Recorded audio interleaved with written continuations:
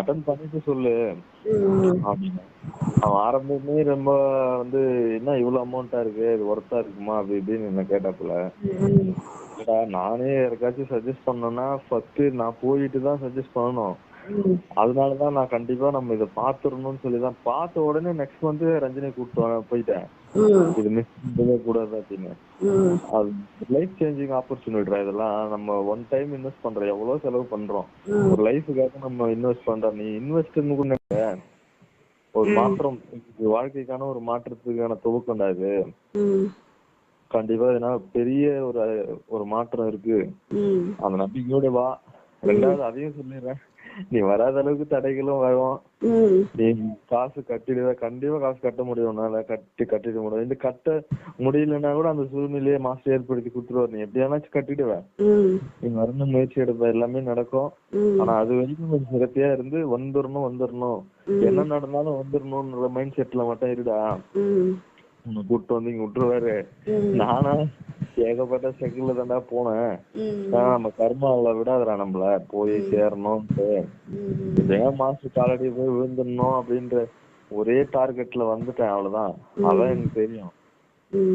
மத்தபடி வந்து நீ எவ்வளவு உனக்கு தடைகள் வந்தாலும் போயிடணும், கண்டிப்பா கலந்துக்கணும்ன்ற ஒரு வைராக்கியத்தை மட்டும் வச்சுக்கிறா, கண்டிப்பா வந்துருவேன் அப்படின்னு. இல்ல எனக்கு ரொம்ப பிடிச்சிருக்குது சில விஷயங்கள்லாம் பார்த்து. நைட்டு பிரவேஷா கூட லிங்க் அனுப்பிச்சு வச்சேங்க 9:30 அட்டன் பண்ண சொல்லி. நல்லா சொன்னார்ல, சூப்பரா இருந்தது.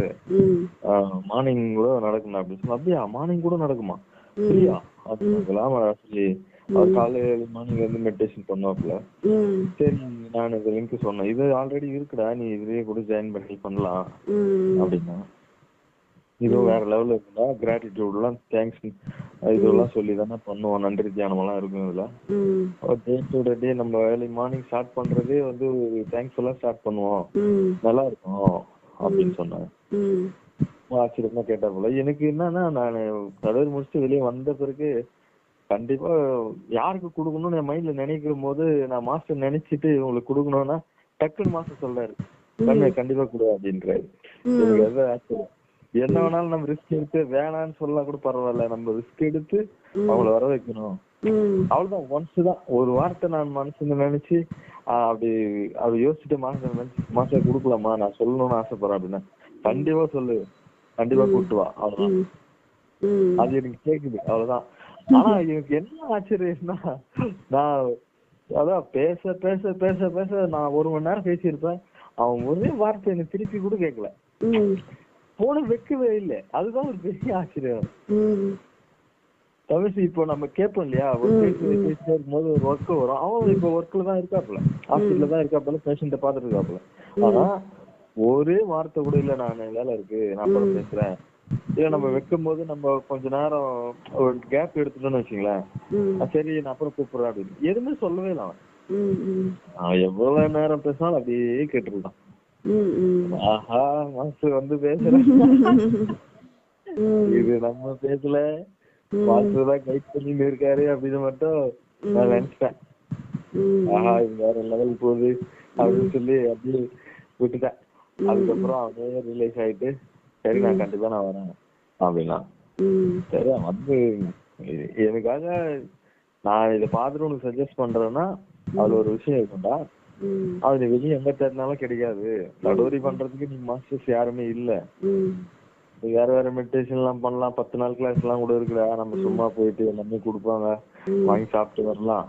நம்மளுக்கான தேடல், நம்மளுக்கான ஒரு இடம், அது நான் அனுபவிச்சுட்டேன். நான் பார்த்து ரஞ்சனிக்கு கூப்பிட்டு போயிட்டேன். நம்ம ஃபேமிலியில அது உனக்கு நான் சஜஸ்ட் பண்ணணும்னு தோணுச்சு, நான் பண்ணிட்டேன் அப்படின்னு சொன்னேன். ரொம்ப சந்தோஷப்பட்டான். அதான் சொன்னாப்புல. ஆனா எனக்கு எப்படின்னா, காசு வந்து சேலரி மந்த்லி சேலரி தான் இருக்கு. சேலரி ஒரு 2 கிளினிக் பாக்குறாப்புல. எப்படின்னா இது எப்படி இருக்கும் அப்படின்னா, நீ அத பத்தி எல்லாம் என்கிட்ட கேட்காத, கிளாஸ பத்தி கேளு, உனக்கான வழி பிறக்கும், அதை நான் சொல்ல மாட்டேன். மாஸ்டரே வந்து சொல்லுவாரு எப்படி வரணும், எப்படி வந்துக்கணும், நீ எப்படி வரணும்னு கைட் பண்ணுவாரு, நீ அப்புறம் என்கிட்ட சொல்லு அப்படின்னு. அப்புறம் சொன்னான், இந்த மாதிரி பேசினாங்க, கிளாரிஃபை பண்ணாங்க அப்படி இப்படின்னு சொன்னான். அவ்வளவுதான். நான் ஃபுல்லாவே இங்க சொல்றதெல்லாம் உனக்கு ஒரு சின்ன விஷயம் தான், இதெல்லாம் ஒரு ஒரு 1% கூட இல்ல, நீ அங்க வந்து பாரு அப்படின்னு.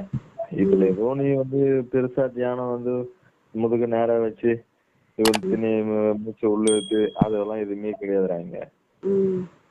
உள்ள போனா ஆட்டோமேட்டிக்கா ஒண்ணு நடக்கும், அது அப்படியே பாப்பேன், ஏகாந்தமா இருப்ப. எங்க நீ எங்க கரைஞ்சு போற எங்க காணாம போறலாம் எனக்கு தெரியாது, அப்படியே இருப்ப அந்த ஸ்டேட்டுக்கு. கொஞ்ச நேரம் நான்லாம் சொல்றேன், நான்லாம் 5 மணிக்கு போன 6-7 மணிக்கெல்லாம் முடிஞ்சிச்சு என் கதை அப்படின்னு சொன்னேன்.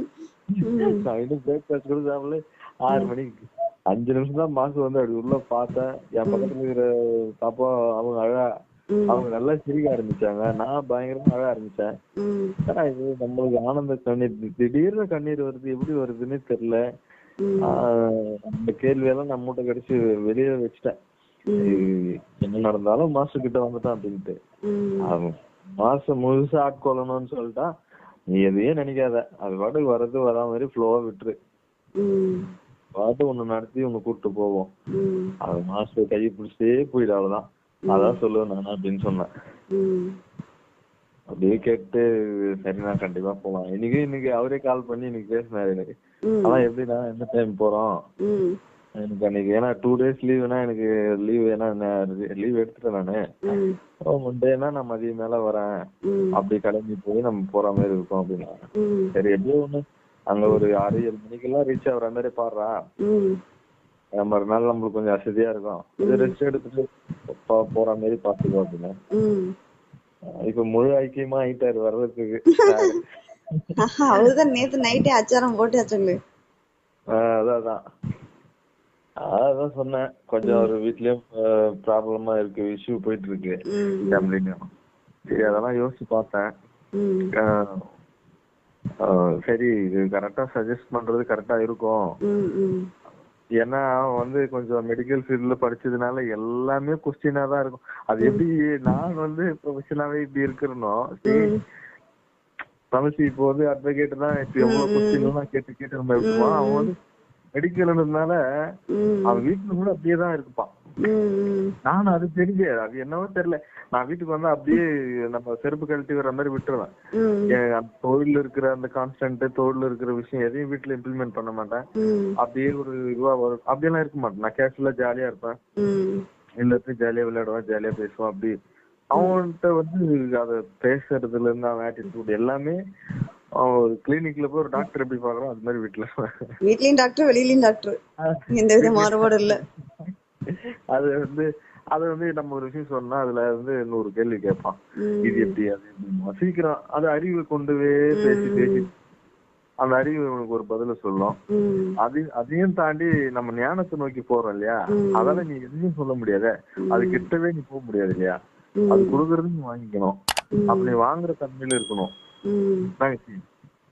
நீ வந்து கண்டிப்பா நீ அதை வந்து உள்ள வந்துட்டேன்னா நீ கொடுக்குற தன்மைக்கு மாறிடுவ. அறிவுன்றது வாங்கிக்கினே இருக்கும், எல்லாம் டேட்டாஸ் கலெக்ட் பண்ணிட்டே இருப்ப, யாரு கொடுத்தாலும் வாங்கிப்ப, அது குப்பை மாதிரி சேர்த்துட்டே இருப்ப. ஞான நிலைக்கு நீ போகும்போது நீ மாஸ்டர் வந்துட்டு சடோர் முடிச்சுட்டு வந்து பாரு, ஏக்கமே இருக்காது உனக்கு. யாரு கொடுத்தா கொடுக்கலன்னா என்கிட்ட இருக்கு, நான் கொடுத்துருவேன், அவ்வளவுதான். எது வந்தாலும் எடுத்துக்கோ, யார பத்தியும் எனக்கு ஏக்கமே கிடையாது. எனக்கு அன்பு என்கிட்ட இருக்கு, அன்பு இந்தா எடுத்துக்கோ, அவ்வளவுதான். உன்னையே நீ கொடுத்துடுவ. அப்புறம் என்ன அன்பு என்ன, இது கருணை என்ன, எல்லாமே என்ன கரைஞ்சு போயிரு. அப்புறம் அவன்கிட்ட என்ன எதுவுமே எது இருந்தாலும் கொடுத்துடுவேன். ஆனா யார பத்தியும் எதிர்பார்க்காத, எதிர்பார்ப்புன்றது 0க்கு வந்துருண்டா அப்படின்னு. இப்போ அப்படியே அந்த ஸ்டேட்ல தான் இருக்க. டெய்லியும் இப்ப பாட்டு அனுப்புறது, ஃபீட்பேக் வீடியோஸ் எதனா அனுப்பிச்சு விடுறது. இப்ப கூட அனுப்புனேன், அதை பார்த்துட்டு கால் மீனான்னு மெசேஜ் வருது. என்ன புண்ணியம் செய்தேனோ